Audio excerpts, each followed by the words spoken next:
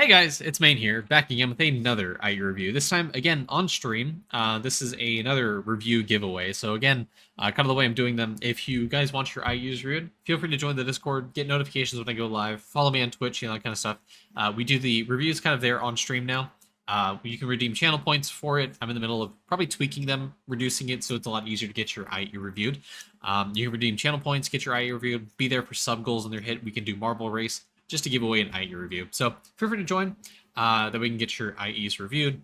I am still doing the group reviews, so feel free, be on the lookout for those videos that we can discuss sort of stages of progression to get that. And as always, if you're watching on YouTube, feel free to like, comment, subscribe. Really help the algorithm. Push this to other people, help them with their accounts, get more people involved in this community because I love all of y'all. And everyone's saying hi, YouTube and chat. Thanks, stream. Okay, so today we have a very special account. Someone I have been eager to review for a while. This is a long-standing community member, HourZero. He's a very endgame account.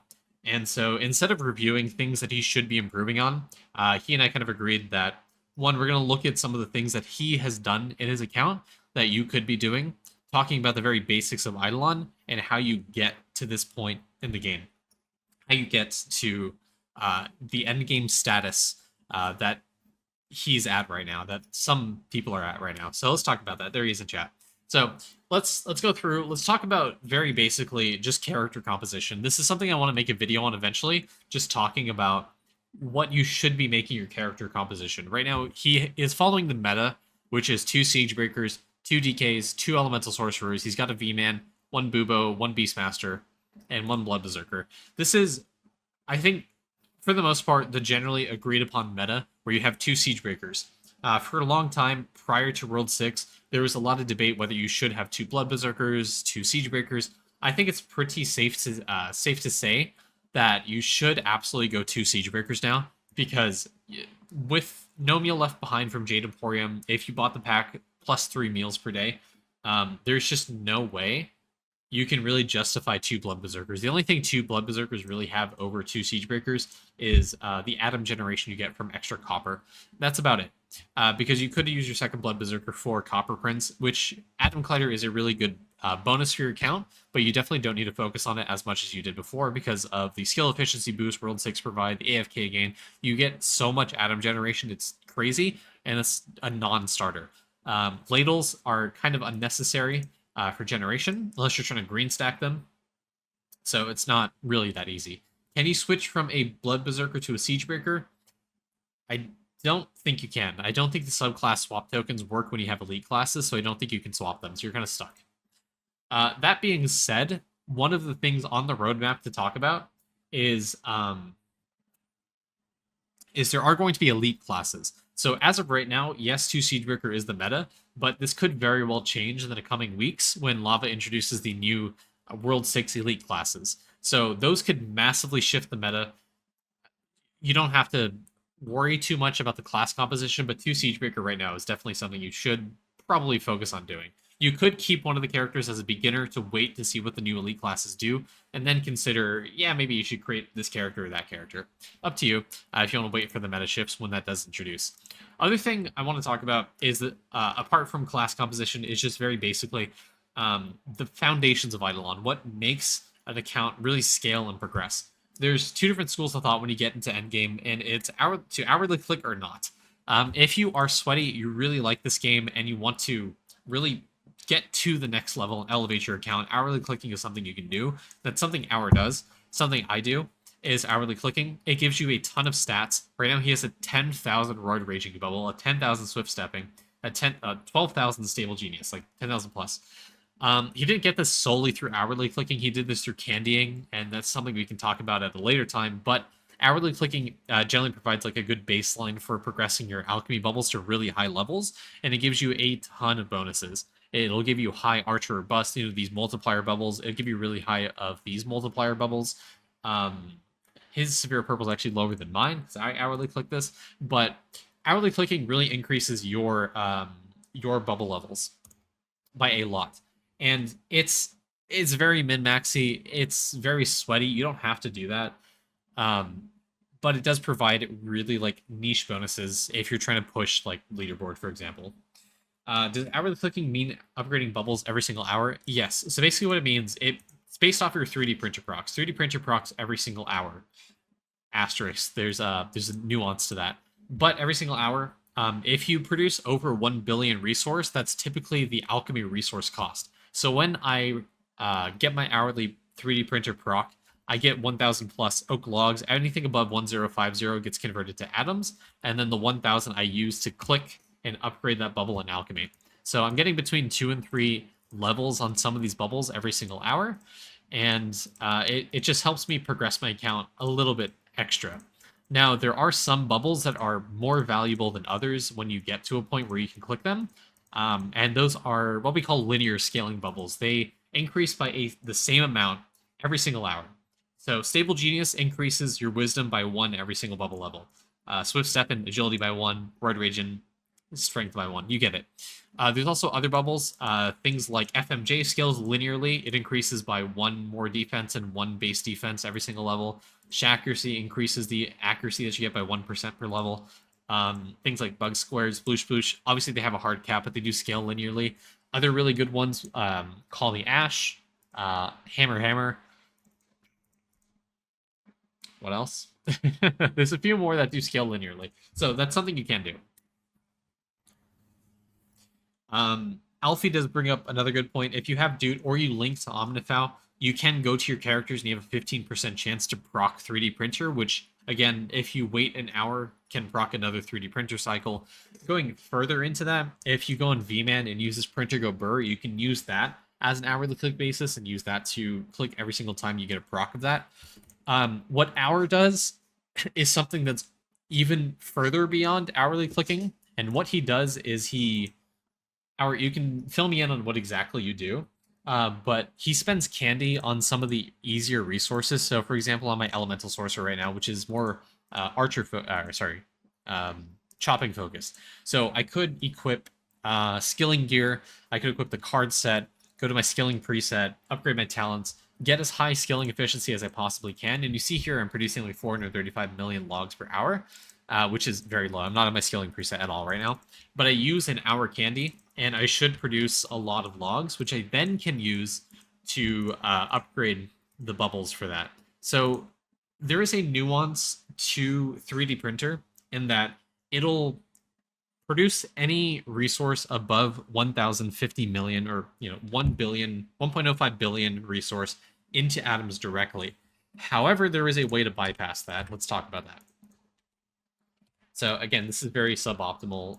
I don't recommend doing this.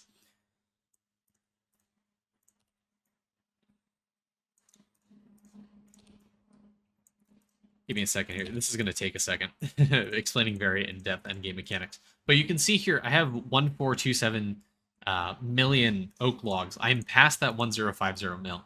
Basically, if I were to have swapped off this map and gone to a different portal, it would have converted the 370 million oak logs into atoms. Since I didn't swap the map, I can use those resources to hourly click Roid Rage, click Roid Rage after using atoms. This is what Hour has done to really juice out his his base bubbles. This massively increases stats, and stats increase a whole lot for your account. They give you a bunch of damage, they give you money percent, and I can't remember what else, but that's basically the basis for how your character scale. These stats are incredibly important, and they help scale your damage incredibly hard. So that's kind of the basics of some of the more endgame type stuff of what you can do to really juice out your alchemy. Alchemy is a good base, a good foundation for your account. I won't go too much into sort of the endgame mechanics. He posted something in chat. You can pause the video to kind of read exactly his setup, what he does for that. If you're at a point where you can you can candy your bubbles, you can consider that as something to really juice out your alchemy, get more bubble levels. But again, that's an extremely sweaty strat. I don't recommend it for everyone because I don't want you to burn out Idleon, but that's something you can do to kind of introduce you to some of the endgame mechanics. But apart from that, if you don't hourly click, if you don't bubble click, if you don't candy click, if you just do the bare minimum of your atoms every single day, you can get to probably like 30% of where Hour is right now pretty comfortably. And when I say 30%, I mean, please 30% of like 100 Q damage where I'm at, or like 50% of this, is more than sufficient to push through World 6 and be prepped for World 7, World 8. Trust me, you don't need to be this sweaty in the game. You can progress just fine. You can get to the end of the game. You can do pretty much everything in this game without hourly clicking, without candy clicking. You don't need to do all that. But alchemy and stamps are the best ways to scale your damage, your scaling efficiency to get you comfortable in this game. The other thing I want to talk about specifically about stamps is that stamps are really slept on because one, they are the earliest mechanic you're introduced to in the game, and secondly, people don't realize that they get multiplied by different bonuses later in the game. Lab provides a 2x multiplier. Pristine Charms provides a 1.25x multiplier to non-misc stamps. So the face value that you're getting here, sorry, if I look at my guy, the face value that I'm getting here for 142 actually gets multiplied by 2 and again by 1.25. So you get a ton of stats here. These stats are base stats, which means they get scaled by all stat percent.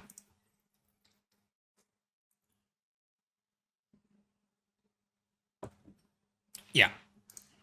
So these, again, scale your accuracy. They scale your damage. They're really, really great ways of increasing your damage in this game. Don't sleep on stamps. Stamps provide a really great foundation, a basis for how your damage scales. If you don't have good stamps, it's going to be very hard for you to hit like the trillions of damage, which is what you need to push multi-kill and really high push rates for World 6 and eventually World 7 as we transition to focusing on that when you're getting to prepping for that. So stamps, don't sleep on them, upgrade them, unlock them if you can. Always look at them every single day. You can use IE to see which ones are green, try to unlock and upgrade them as much as you possibly can. The more stamp levels, the better.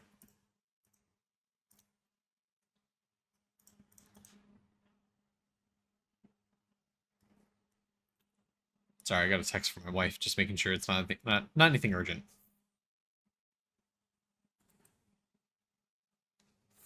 Cool, nothing urgent. Anyways, alchemy, yeah, it's good. Your vials are it's going to be a while before you get to the vial level that he has, but the best thing that you can take away from this is that obviously anything that you can print, try to print. Monster resources are best print on like V-Man, Maestro, V-Man through the speedrun has a ton of multi-kill and mob respawn rate, which lends to really high 3D prints. I think you probably should have 3D prints on your V-Man. I don't know, hour 3. Okay. So you see he has almost a 6 million spore cap print. That's strictly because of the V-Man speedrun. Provides a huge bonus with the Void Radius talent to multi-kill per tier. He's killed a bunch of bosses in that speedrun, which provide a ton of mob respawn rate, which all factor into 3D prints. And this is his V-Man print that's 4 months old. So you can probably get here, like you can probably get a 6 mil spore cap print really, really easily. I did mine not too long ago, and I got an 18.1 mil base. So, I mean, yeah. With the World 6 bonuses, you can probably get a million plus spore print very, very easily. With the damage bonuses, with shiny pets, multi-kill per tier, there's a bunch of stuff you can do to really juice this out, but you can get really high monster prints, and that's how you get the vials up to 13 for monster material. So things like tail time, ramification, sorry, fur refresher, the visible ink, those mob materials are basically done on V-Man 3D printing in his speedrun. Sigils, I want to talk about sigils because people tend to get into this a little too early. You should only really focus on sigils when you have unlocked all the bubbles in alchemy, have done a little bit of cranium cooking, done liquid farming. Sigils are kind of very endgame, and there's an opportunity cost to them. It's better to unlock all your bubbles in alchemy first because even the last ones provide really good bonuses. Things like Crop Evo Chance is really good. Stealth is really good. All Essence Gain is like insanely good. Currency Conduit, like the scaling for Currency Conduit and sneaking is also pretty good. All these, even the last bubbles have their utility. You should absolutely try to unlock everything in World 6 first, bubbles-wise, before you start focusing on sigils. Also, with World 6 summoning, sigil speed became more of a joke. So you can very easily scale sigil speed and push to at least the gilded sigils relatively quickly within like days, a month. Whereas before it would take you literal years to ever get to the point of getting to like the regular World 6 Jade Gain gilded sigil. So if you're focusing on sigil, transitioning to focus on sigil, summoning is a great way to do that because it gives you a bunch of sigil speed. Also, with the summoning battles, um, the red and cyan, which IE doesn't show, provide a really high damage multiplier as well as health multiplier. So it's really easy to win those summoning bonuses if you unlock red.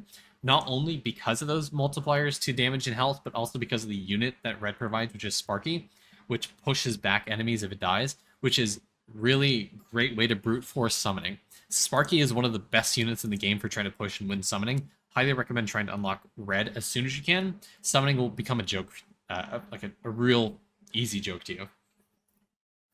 Yes, Howard does make a good point, is that the Susy Gene quest in the Leaks map, which you unlock here, has a quest line for summoning. Don't rush it, don't force it, because you can lock yourself out of getting the stamps right now. So there's different quest requirements, things like making a summoning match last 5 minutes. Those aren't retroactive. You need to have the quest active on your character for you to progress that. And you don't want to miss out on those stamps because you're missing out on ES damage. You're missing out on things like base damage. What else is there? Yeah, base damage, total damage. I think essence generation as well is part of that. Summoning EXP gain. There's a bunch of stuff that you could benefit from. You're going to be missing out on if you do rush and finish summoning before you get to the point of Susy Gene. Okay, and World 3, Refinery. So I won't talk about the logic of this and why you want auto refine on 0%, but generally the best thing for you to do is never auto refine red salts, never auto refine green salts. Always keep that in mind. You always want to push them as high as you can. That being said, Hour is not auto refining green or blue, and there is a logic behind that because these are a million resource, and that's the cap for refinery is the million resource cost. Once you get to million, what it does is it just makes the resource cost higher. You'll produce more salts per refinery cycle, which means you kind of infinitely scale and make refinery faster. I won't go, like I said, into the logic of why you want this at auto refine 0, but he is doing the correct thing here. Just for your purposes, always keep red on 0 and green on 0. Always push those as high as you can. Salt Lick, don't sleep on some of the early bonuses. The samples here, Opal Storage is pretty nice. Refinery speed is really good. Max level this is like the most important one. Liquid rate, points earned, multi-kill, all of these are really, really good. Other things for World 3, the World 3 bonuses like the Death Note. Talking about Rift a little bit, but the Eclipse skulls are something you should be focusing on only if you're hitting like millions of kills per hour on your characters. If you are only hitting like hundreds of K, I would not absolutely recommend Eclipse skulls. You should definitely go in order, kind of where this is in the Death Note. Go in order of the world, kill the mobs, get to like 100 million first, get everything into lava skulls, and then consider Eclipse skulls. But when you get to the point of considering Eclipse skulls, it'll kind of feed back into it. It's kind of an iterative loop, because the multi-kill per tier that you get per mob at Eclipse doubles the multi-kill per tier of the previous tier. So Lava Skull gives you 10% multi-kill per tier. Eclipse Skulls give you 20. So every Eclipse Skull that you get gives you double the bonus of lava, which means eclipsing that world will get a lot easier. Asterisk, there's some nuance there again. But focus on getting to lava first. That way you get that 10% multi-kill per tier. Makes it easier to get to Eclipse. Only consider Eclipse when you have like millions of kill per hours on your character, and you can either candy them or you can just AFK on the maps for like a few days. Okay. The big focus that I tend to put on people that are in World 6 is talking a lot about Atom Collider. Atom Collider is really good because of upgrades like Boron. Boron is definitely one of the best upgrades in the game because it lets you push Alchemy really, really fast. You can upgrade skilling, you can upgrade damage. Like I said, Alchemy provides a really fast... Alchemy provides a really good way to catch up your account and get a bunch of damage. Or skilling, rather. Atoms have a lot of use to them. You can focus on alchemy. You can focus on getting PO Box if you're kind of stuck on that. Lithium is a great way to scale your account as well. Helium is kind of like the end game sink, trying to get more skilling efficiency through the talents that require like power of 10 resources. But most specifically, cooking is really juiced out by fluoride. There's other multipliers that are better, but cooking is juiced out by fluoride. If you can get to max level 20, you get a ton of cooking speed through here. Atoms are always and forever will be one of the best scalers for your account because there's always something to do here. So getting high 3D prints is always something you should focus for.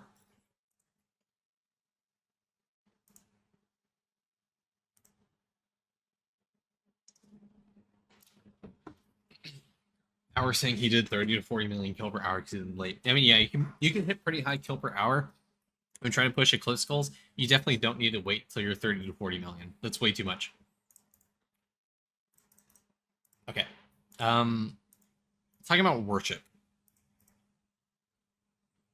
So worship is one of those things where you should progress it when you can,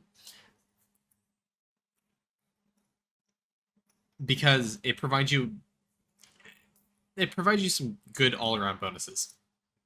Damage, meal cooking speed, bits, all essence gain, jade coins. All these are really good bonuses. Class XP, skill XP, obviously, but they provide you really good bonuses. They're relatively easy, and they're things you can come back to later. The only problem right now is it takes forever to get to some of these waves, so I don't recommend. Honestly, I don't really recommend trying to push to wave 200 in Goblin Gorefest because it takes literal hours. Do you remember how long it took you to get to wave 200 in Goblin Gorefest? Do you know when you did it, first of all, what level your towers were, and how long it took you?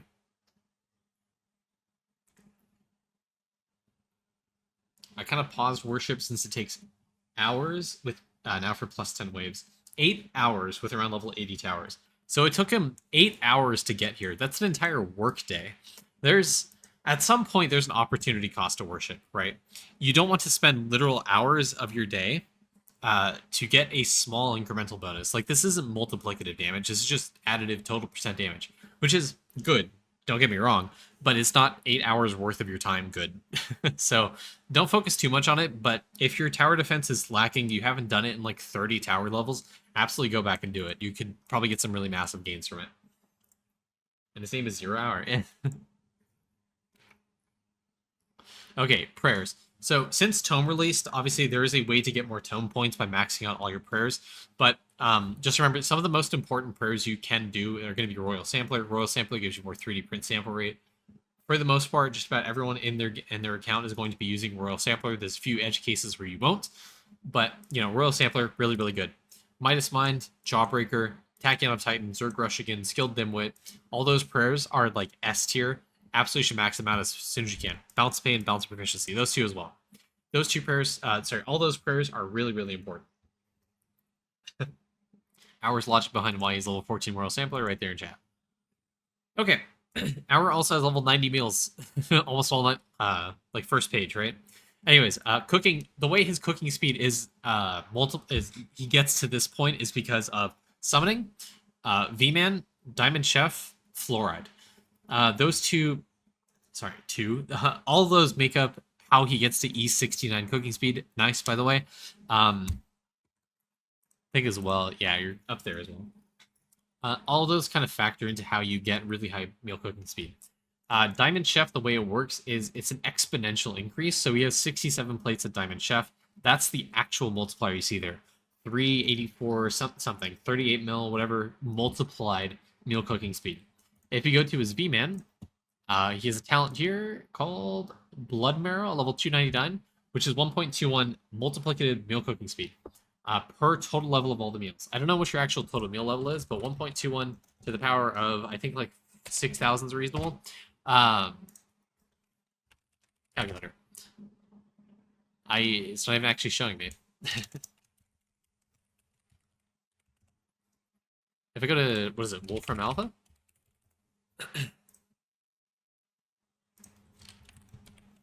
What's your total meal level right now?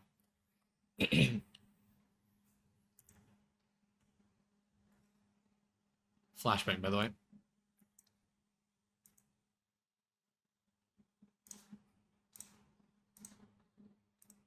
I'm gonna mind to find out. 5,810. Oh wait, sorry, it's not 1.21. It's 1.0121 to the power of 5810.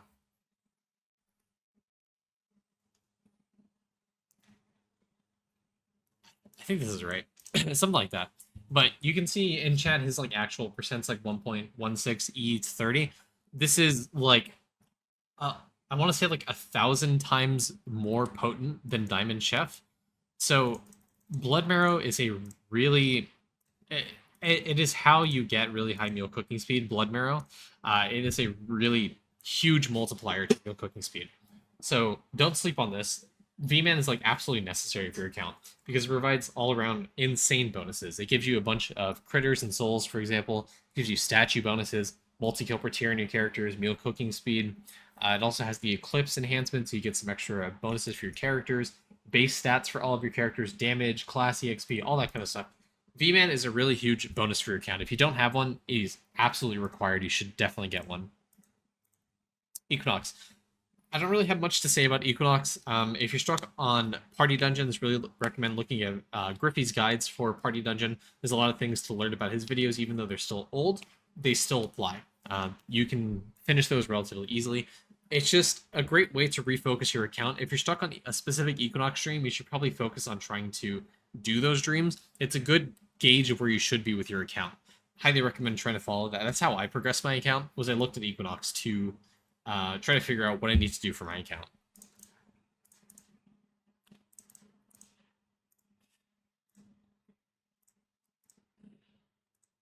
Rift is something you try to do later on, as opposed to World 4 when you unlock it. Try to do it like when you're in World 5, like mid World 5. You can probably go back and try to and like do like the first few rifts. Trap Box, Infinite Star Sign, Skill Mastery. Skill Mastery is really huge bonus because it gives you, first of all, the cards are passive.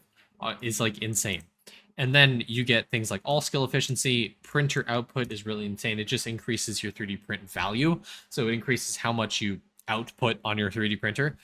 Really, really insane bonus. I think a good mark for you, obviously, is for everyone is trying to get level 300 in all of your skills, so you unlock the cards being passive. And the next one's probably going to be around like 500 to 750 for the all skill efficiency and printer output.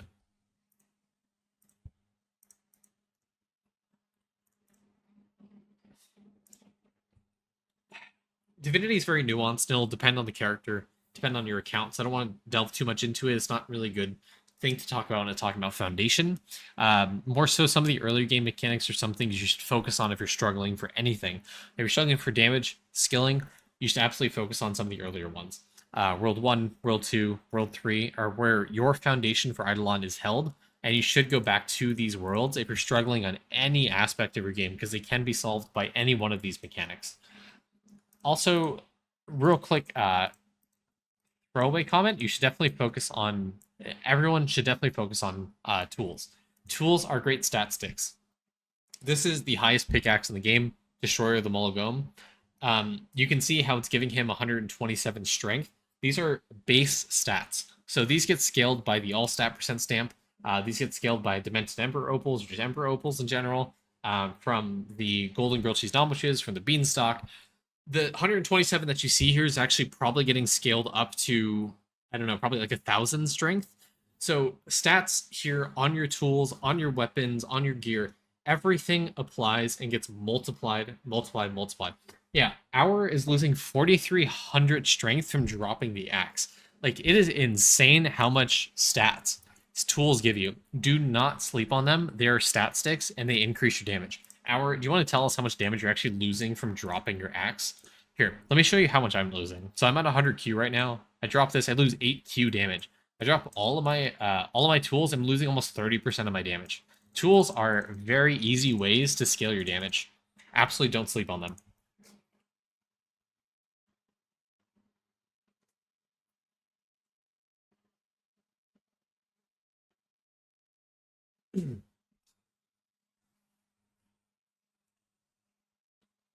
$450 Q to 412 Q just from unequipping pickaxe. No tools? Yeah. So Hour lost almost 25 to 30% of his damage just by unequipping tools. There you go. Tools are massive. Equip your tools, upgrade, use your upgrade stones, use as much as you can on them. Okay. The last thing I want to talk about is just star signs. Star signs are passive. They're really easy, especially with infinite star signs in Rift. You don't necessarily have to min-max or have to think about them constantly. Star signs, once you unlock them and get them infinite, you don't really have to focus too much on them. They're really good bonuses. Go and complete them because some of them are really easy, like getting levels in your character, defeating a sheep barehanded, getting level 15 trapping, AFKing there, reaching wave 11 on a tower defense. Other ones are just like clicking on them, like reaching the star. They're really easy. They provide insane bonuses to your account, like multiplicative meal cooking speed, shiny pet level up rate, lab EXP gain, artifact find chance, multiplicative artifact find chance. There's a bunch of bonuses that Star Signs give. People tend to sleep on them, but they are significant for your account. And I'm sure I'm missing, obviously, some of the smaller mechanics of the game, but overall, the main takeaway of this video for you to be is that you should focus on your bases for Idleon. If you're struggling to get anywhere in the game, you should definitely go back, focus on World 1, World 2, go back to the very basics of your account, and start scaling that. Again, as I always say, without the foundation, your account can't grow. Without stamps, without alchemy, you're not going to get anywhere in this game. So go back, focus them. As much as you hate them, they are exactly what you need to be doing in order to get anywhere. So hopefully this is helpful. Again, as always, thank you guys for watching on YouTube. Twitch will be continuing the stream for a little bit longer. I am starting to get a little bit parched, so my throat's starting to hurt, so I don't want to talk too much more. But again, feel free to like, comment, and subscribe if you're on YouTube. If you're on Twitch, feel free to drop me a sub if you like, or just follow. But YouTube, thank you for watching. Stream will continue, all right? Have a good one, everyone. Also, why do you have Rucksack and Zerg Rush again on this character?